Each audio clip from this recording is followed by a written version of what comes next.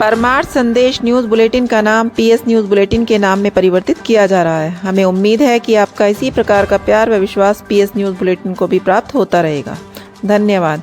आज शनिवार की प्रमुख खबरें इस प्रकार हैं। अचानक बदला मौसम का मिजाज, बारिश होने से और बढ़ गई ठंड। उधार दिए गए 10 लाख रुपए मांगे तो कोल्हू संचालक ने किसान को दी जान से मारने की धमकी, सदमे से हो गई मौत। गाजियाबाद में काम करने वाले दिल्ली निवासियों को चुनाव में मतदान करने के लिए मिले अवकाश। हिंडन शमशान घाट पर जीर्णोद्धार करेगा नगर निगम, लगाएगा आधुनिक दाह संस्कार संयंत्र। कांग्रेस कार्यकर्ताओं ने पूर्व प्रधानमंत्री लाल बहादुर शास्त्री की पुण्यतिथि पर अर्पित की श्रद्धांजलि। अलग अलग थाना क्षेत्रों में 2 लोगों के शव मिलने से फैली सनसनी। आज दिनांक 11 जनवरी 2025 को भारतीय जनता पार्टी ओबीसी मोर्चा के प्रदेश मीडिया प्रभारी एवं मंत्री प्रतिनिधि सौरभ जायसवाल ने अपने दादाजी स्वर्गीय श्री मुन्ना लाल जी की प्रथम पुण्यतिथि के अवसर पर सर्वप्रथम हवन पूजा पाठ कर श्रद्धांजलि अर्पित की। नॉर्दर्न एरोमेटिक्स ने किया निःशुल्क रक्त जांच शिविर का आयोजन।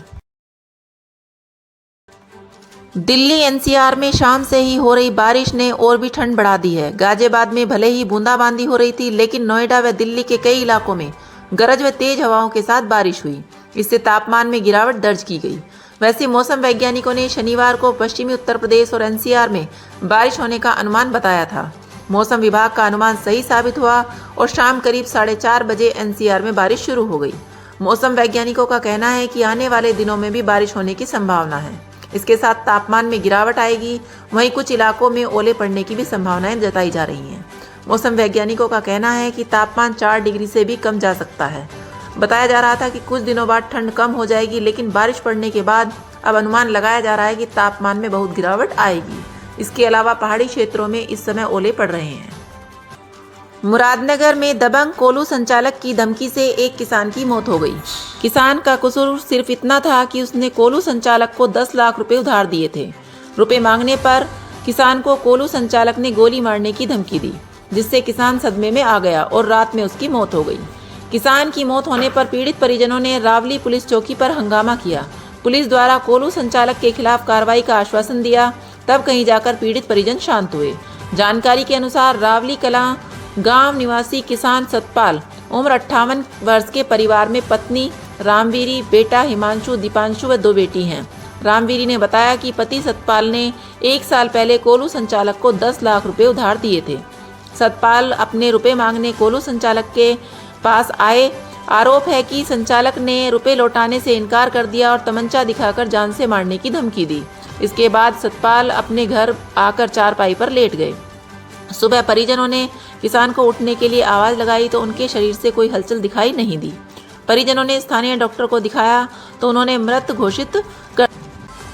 नगर निगम अब हिंडन नदी के समीप स्थित शमशान घाट के जीर्णोद्धार करने के साथ साथ कम धुआं देने वाले आधुनिक दाह संस्कार संयंत्र स्थापित करेगा।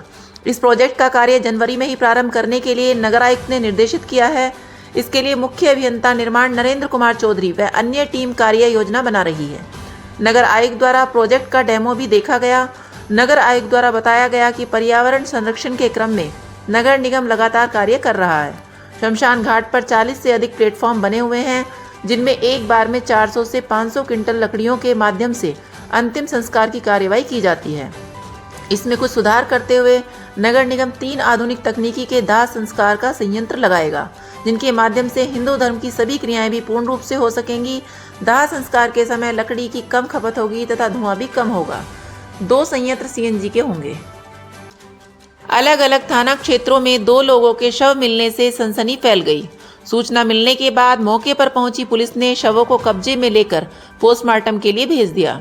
जानकारी के अनुसार मधुबन बापूधाम थाना क्षेत्र अंतर्गत बिजली घर के पास एक 26 वर्षीय युवक का शव मिला। इस घटना की सूचना मिलने के बाद मौके पर पहुंची पुलिस ने शव को पोस्टमार्टम के लिए भिजवाकर उसकी शिनाख्त करके मौत की गुत्थी सुलझाने के प्रयास शुरू कर दिए हैं। जांच के दौरान पता चला कि युवक का नाम इंद्रजीत जाटव निवासी FK 2/6 काशीराम कॉलोनी है। इसके अलावा सिहानी गेट थाना क्षेत्र अंतर्गत होली चाइल्ड जैन मंदिर फ्लाईओवर के पास 45 वर्षीय व्यक्ति का शव मिला। आज सुबह शव मिलने की सूचना के बाद पुलिस ने फील्ड यूनिट के साथ मौके पर पहुंचकर लाश को पोस्टमार्टम के लिए भिजवा दिया है। देश के पूर्व प्रधानमंत्री लाल बहादुर शास्त्री की पुण्यतिथि पर आज यूथ कांग्रेस के पुराने बस अड्डे पर स्थित कार्यालय पर जिला अध्यक्ष आसिफ सैफी के नेतृत्व में कार्यकर्ताओं ने उनके चित्र पर पुष्प अर्पित कर श्रद्धांजलि दी। युवक कांग्रेस के जिला अध्यक्ष आसिफ सैफी ने कहा कि पूर्व प्रधानमंत्री लाल बहादुर शास्त्री ने देश की जनता को एकजुट होकर प्रगति के लिए प्रेरित किया। उन्होंने जय जवान जय किसान का नारा देकर देश को सुरक्षा और समृद्धि के लिए प्रेरित किया। शास्त्री जी की विनम्रता, सादगी और देश के प्रति सेवा एवं समर्पण की भावना हम सबको सदैव प्रेरित करती है। अल्पसंख्यक कांग्रेस जिलाध्यक्ष सलीम अहमद सैफी और वरिष्ठ नेता उमेश शर्मा ने संयुक्त रूप से कहा कि पूर्व प्रधानमंत्री स्वर्गीय लाल बहादुर शास्त्री ने देश को उन्नति के मार्ग पर ले जाने का काम किया। शास्त्री जी ने देश के किसानों, नौजवानों और मजदूरों के उत्थान के लिए काफी जन कल्याणकारी योजनाएं बनाई। दिल्ली में होने जा रहे विधानसभा चुनाव को लेकर अपर मुख्य निर्वाचन अधिकारी चंद्रशेखर ने दिल्ली गाजियाबाद के जिला निर्वाचन अधिकारी को पत्र लिखकर कहा कि गाजियाबाद में कार्यरत दिल्ली के निवासियों को मतदान के दिन सवैतनिक अवकाश दिया जाए ताकि दिल्ली में मतदाता अधिक से अधिक अपने मतों का प्रयोग कर सकें। बता दें कि दिल्ली विधानसभा चुनाव के लिए अधिसूचना जारी हो चुकी है। 5 फरवरी को दिल्ली में मतदान होना है। दिल्ली के निवासी बड़ी संख्या में गाजियाबाद में कार्यरत हैं। ऐसे में दिल्ली में चुनाव होने और गाजियाबाद में कार्यरत होने के कारण उनको मतदान करने में दिक्कतें न आएं, इसलिए लोक प्रतिनिधित्व अधिनियम के तहत सवैतनिक अवकाश अनुमन्य किए जाने के निर्देश दिए हैं ताकि दिल्ली के वोटर आराम से अपना मतदान कर सकें। साथ ही इस सूचना का प्रचार प्रसार करने का भी अनुरोध किया गया है। आज दिनांक 11 जनवरी 2025 को भारतीय जनता पार्टी ओबीसी मोर्चा के प्रदेश मीडिया प्रभारी एवं मंत्री प्रतिनिधि सौरभ जायसवाल ने अपने दादाजी स्वर्गीय श्री मुन्ना लाल जी की प्रथम पुण्यतिथि के अवसर पर सर्वप्रथम हवन पूजा पाठ कर श्रद्धांजलि अर्पित की।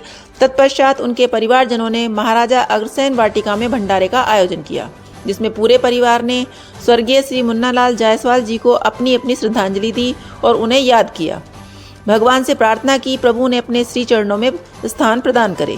कार्यक्रम में परिवारजनों ने शशि जायसवाल, राजन जायसवाल, नीरज जायसवाल, मोहित जायसवाल, राजा जायसवाल, तुषार जायसवाल, अनीता जायसवाल, इंदु जायसवाल, सुषमा जायसवाल, रूही अग्रवाल, पीयूष गुप्ता, दीपिका गुप्ता, विकल चौधरी, तिशा चौधरी, एंजल अग्रवाल, यश अग्रवाल आदि उपस्थित रहे। नॉर्दर्न एरोमेटिक्स प्राइवेट लिमिटेड के सामाजिक उत्तरदायित्व के सहयोग से चुन्नीलाल मेडिकल ट्रस्ट द्वारा निःशुल्क रक्त जांच शिविर का आयोजन किया गया। शिविर का शुभारंभ कंपनी के चीफ फाइनेंस अधिकारी विकास अग्रवाल व ट्रस्ट की सचिव पूनम सिंह परिहार ने दीप प्रज्वलित कर किया। इस अवसर पर विकास अग्रवाल ने बताया कि कंपनी द्वारा CSR के अंतर्गत सामाजिक कार्य कर आम लोगों को स्वस्थ सुविधाएं देने का प्रयास किया जाता है। इस शिविर के अलावा भी अन्य स्वास्थ्य सेवाओं में सहयोग किया जाता है। चुन्नीलाल मेडिकल ट्रस्ट के सचिव पूनम सिंह परिहार ने बताया कि आज की भागदौड़ भरी व्यस्त जीवन में व्यक्ति अपने परिवार के पालन पोषण में व्यस्त होने के कारण खुद के स्वास्थ्य पर ध्यान नहीं दे पाता है तथा छोटी छोटी बीमारियों की तरफ ध्यान न देने के कारण किसी न किसी बीमारी से ग्रस्त हो जाता है।